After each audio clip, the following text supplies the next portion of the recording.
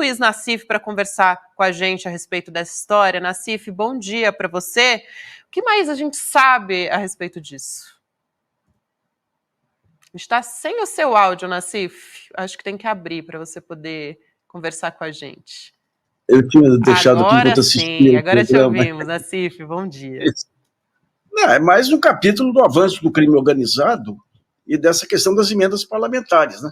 Agora, eu chamo a atenção que nesse projeto do Flávio Bolsonaro, de privatização das praias, está a maior tacada tentada pelos Bolsonaro até hoje, que é a ocupação de Angra dos Reis e transformação na Acapulco brasileira. Isso aí eles tentam desde o primeiro momento. Quando houve aquela viagem, a primeira viagem do Bolsonaro, aquele rapapé com o Trump, já se falou ali em liberação de cassinos para aquela região.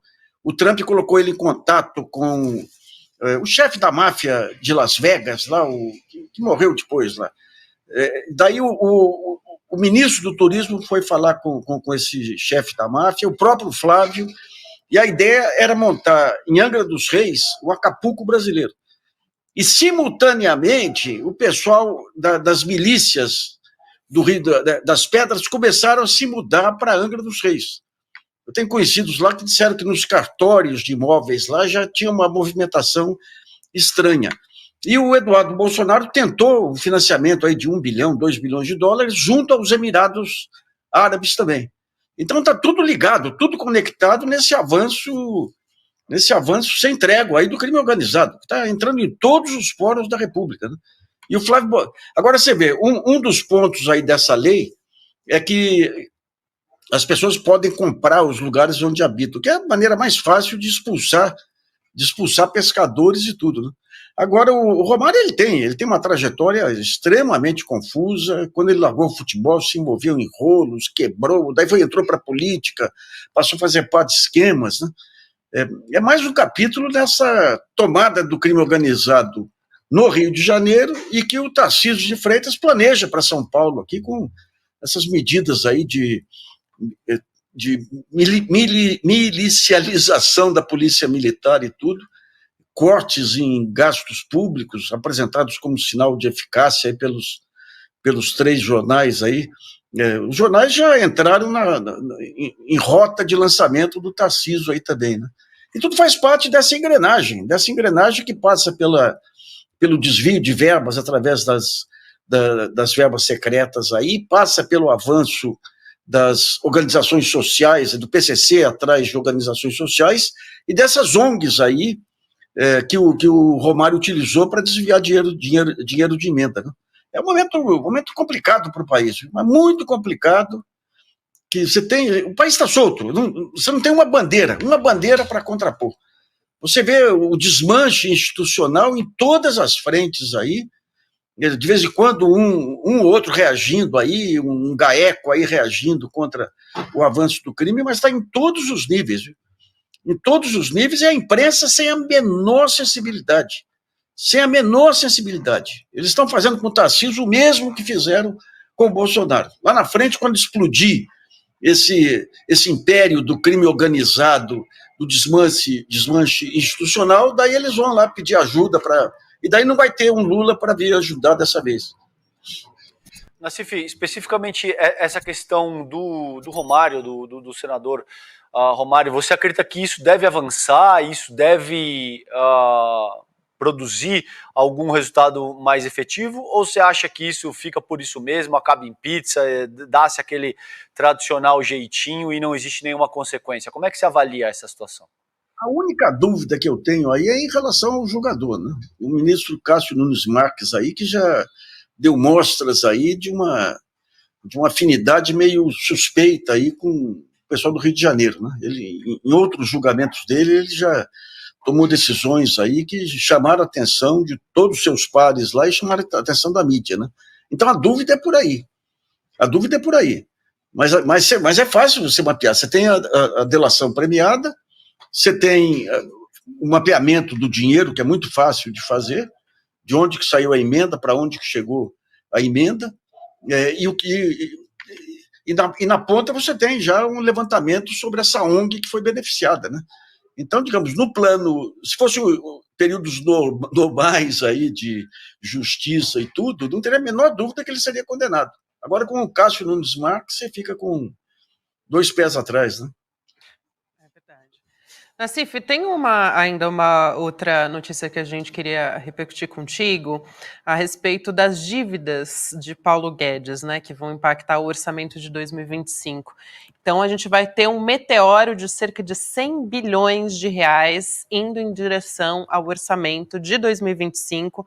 Notícia da coluna da Adriana Fernandes, na Folha. São dívidas de precatório e requisições de pequeno valor decorrente de decisão judicial já definitiva, portanto, tem tratamento de despesas obrigatórias no orçamento. Então, o meteoro de Paulo Guedes não morreu, de acordo com a notícia da Folha de São Paulo. Ficou ainda maior. Quero te ouvir a respeito disso também. Parece que a gente nunca vai se livrar, né? A jogada do Paulo Guedes, você tem 2 operadores de mercado. Quando eu falo operadores de mercado, não são pessoas que tomam decisões genéricas para o mercado, são pessoas que operam o mercado, que era Paulo Guedes e o Roberto Campos Neto. Né? A jogada do Paulo Guedes lá atrás foi, de um lado, dar o calote nos precatórios. Os precatórios, em geral, são precatórios alimentícios, precatórios para pessoas de baixa renda. E simultaneamente, ele soltou um decreto que permitia o uso de precatórios para pagamento de dívidas fiscais ou de pagamento de outorgas. Então, você criou um mercado fantástico aí, em que escritórios de advocacia e bancos de investimento adquiriam esses precatórios por 40%, 30% do valor de face e depois podiam utilizar, junto ao governo, por 100% do valor de face. Essa foi a jogada dele lá atrás. Então, hoje você tem esse jogo aí, quando o governo for pagar os precatórios já estão nas mãos de grandes bancos. E daí entra o Roberto Campos Neto. Hoje eu fiz um artigo aí mostrando a manipulação do mercado de taxas e de câmbios, porque uma é influenciada por outra, pelo Roberto Campos Neto. Nós tivemos, em 2010, se eu não me engano, nós tivemos uma manipulação da taxa básica da Inglaterra, do Banco da Inglaterra. Isso aí gerou multas bilionárias para grandes bancos. Eles se reuniam e engendravam operações entre eles para dar a ideia de que a LIBOR, que era a Selic lá em inglês, podia aumentar ou diminuir. Foi apurado o crime lá, levaram multas bilionárias. Aqui o que está acontecendo? Você tem, dentro desse modelo nosso, você tem um conjunto de expectativas. Aliás, o Eduardo foi o primeiro a trazer provas concretas dessa manipulação, aí, quando ele mostrou a ata aí do relatório Focus. Quando você pega o Campos Neto lá atrás, em 2023, que começou a baixar a Selic por conta aí do arcabouço fiscal e tudo, ele deu uma declaração dizendo que, para manter a inflação sob controle, a Selic tinha que estar em 25%. Ou seja, baixava a Selic, mas mantinha a expectativa para o mercado apostar em inflação mais alta. Depois, no tal congresso em Washington, lá ele dá uma declaração que inverte totalmente a expectativa do mercado. O mercado apostando em estabilização da inflação, todos os indicadores mostram isso. Houve um rebuliço que durou 2 dias lá dos Estados Unidos, que achavam que o Banco Central americano não iria baixar a taxa de juros, ele aproveitou para dar uma declaração que inverteu completamente a expectativa de mercado, e daí entraram os grandes especuladores apontando aí para uma inflação de 8% a partir de 2026. Então, o Campos Neto, se fosse na Inglaterra ou nos Estados Unidos, esses bancos teriam já ganhado multas bilionárias e o Campos Neto estaria processado e provavelmente preso por insider. Ele é o insider, ele faz a manipulação. Mas aqui ele continua para boicotar aí a redução de juros e está matando o governo Lula pouco a pouco. A redução de juros já caiu para 0,25%. Quando o Galípolo entrar, agora em janeiro, o Galípolo vai ter que se manter duro lá, por quê? Porque o Campos Neto já criou aquela dissidência dentro do Banco Central, dando a entender que o Galípolo vai afrouxar. Se o mercado entende que o Galípolo vai afrouxar, não tem nenhum impacto sobre a inflação. Mas sobre as taxas de juros vão lá para cima. Então, o país está refém de um lado do crime organizado e de outro lado do crime do colarinho branco.